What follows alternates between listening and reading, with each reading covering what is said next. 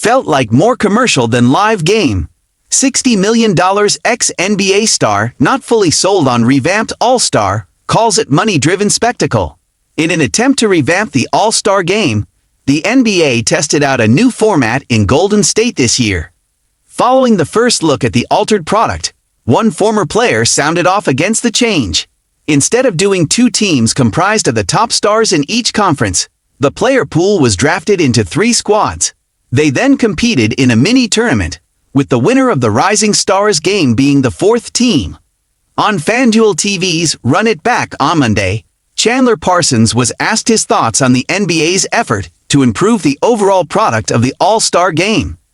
He cited the astronomical salaries of players today as a catalyst in this weekend, losing its luster every year.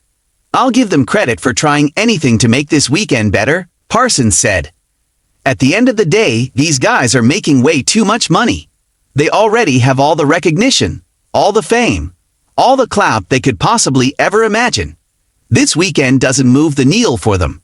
During his nearly decade-long run in the league, Parsons was never selected to an All-Star team. His sole accolade came in his first season, when he was named to an All-Rookie team as a member of the Houston Rockets. Damian Lillard offers ideas to help improve the NBA All-Star game. Former players are not the only ones who didn't enjoy the new style of the NBA All-Star game. Following the outing, Rachel Nichols touched on one current superstar who wants to see things go back to how they were. Shortly after the final game, longtime reporter Rachel Nichols touched on Damian Lillard's thoughts on the All-Star game. The Milwaukee Bucks star feels it should go back to East versus West.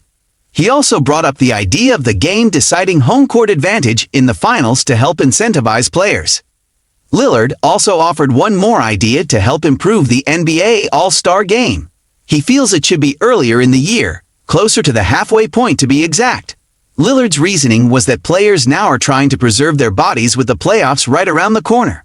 Lillard was part of the winning team in this year's All-Star game. Despite being down a player due to LeBron James not playing, Shaq's Ogies still managed to take home the trophy.